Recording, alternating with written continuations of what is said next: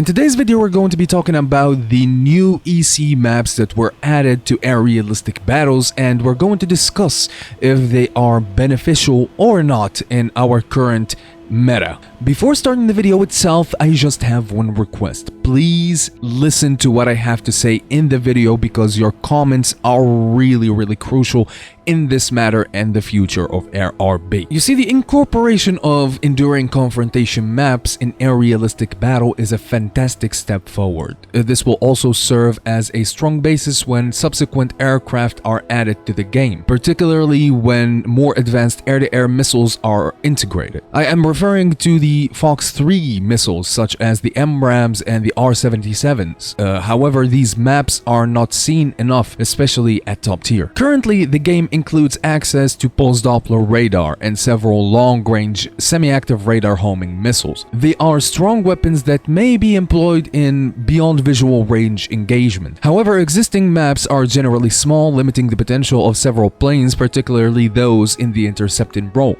Some of these interceptors are the F-104s and the MiG-23s as an example. Moreover, the new EC maps are not dominant enough to allow such aircraft to perform as intended. This leads to my thesis, which is these maps should be enforced for the battle rating range of 10.3 to 11.3, so that more data can be gathered on how effective they are and if they should be larger or less in size. And I do think that Gaijin has to do this statistic because, let's face it, they really love their statistics. Furthermore, War Thunder will undoubtedly feature active radar homing missiles at some point in the future. These missiles, as mentioned, are the AMRAAMs and R-77s. And what I've seen from this patch, I guess that these missiles are going to be coming very soon. I mean, you're going to get planes like the MiG-25, the MiG-29, the F-14 and whatnot. And the F-14 itself carries the AIM-120 Phoenix.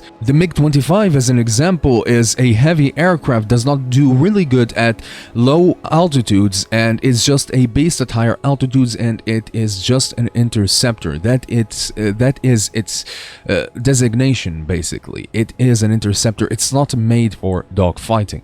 When talking about these planes and these more advanced air-to-air missiles that we might see in the future, their use in rotations with existing small yet dominating maps will be troublesome. I mean, think about it. Most engagements right now are with IR missiles, and some of them are with the dogfight missiles, the AIM-7E2s. And this is with puny radars. The only radar that we have in-game that is actually really good is on the F4EJ Kai, which is basically an F-16's radar. And with these small maps, and maybe we're going to see things like the F-14s as mentioned, and the MiG-29s, the MiG-25s, hell, even the MiG-31s in the future, and F-16s, F-15s in the future, it's going to be really hard to do any type of air-to-air combat at the current maps that we have. I mean, if you think that the R-24 on the MLD is extremely OP,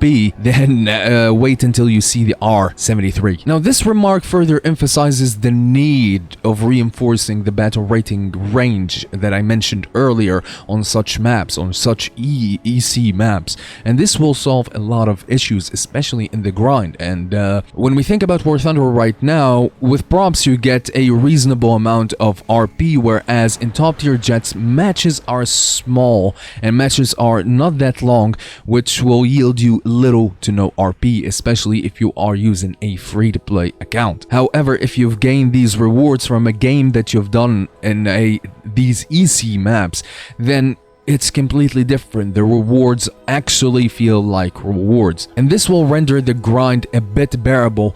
Because let's face it, grinding right now at top tier is hell. It's either that you have GE or premium, or yeah, you just have to suffer. Now, touching upon the small maps in rotation, they also restrict the player's ability to play desired playstyles, forcing them into unfavorable circumstances where they may develop frustration and abandon the game. And this is actually seen. Air superiority fighters are choosing to bomb and ground pound. Basically, it is enforced upon them to bomb and ground pound when they get their stock planes, just to get that good air-to-air missiles so they can function correctly and maybe have fun. And this leads to a lot of frustration when it comes to players. The grind becomes unbearable, you feel like you're not advancing at all. Playing without flares and chaff at the moment is a risk on its own, and you know the rest. Now, another problem is really presented here. Aerialistic maps back in the day, they were 1 hour long.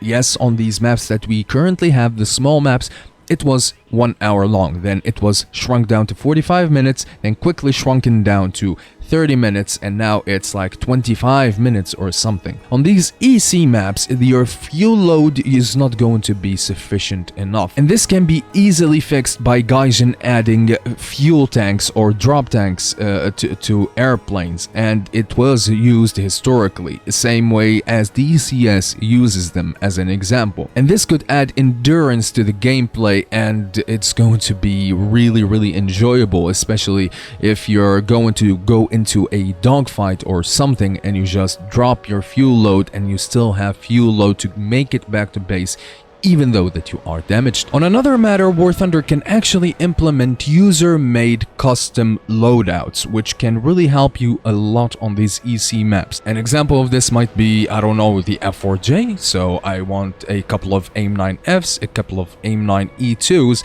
4 AIM-9Gs, and probably a gun pod or a bomb with them, which can really diversify the playstyle that we currently have in-game and does not restrict you to one particular playstyle. This also could lead to another point, which is maybe in the far future we're going to see some stealth-capable planes. And with the enforcement and encouragement of such EC maps, they could serve a crucial role in air-realistic combat. Now, as it currently stands, War Thunder does not implement its radar correctly. Actually, multiple planes that we already have can multi-lock or lock while scan. The EJ Kai with the F-16 radar, they can lock while scanning for other targets. MiGs, especially the MiG-25, I do believe that it can lock 3 or 5 targets at the same time and shoot air-to-airs separately at the same time. Now, if you're going to think that this is going to be overpowered, well, yes, on such small maps it will be absolutely overpowered, because you just have to hover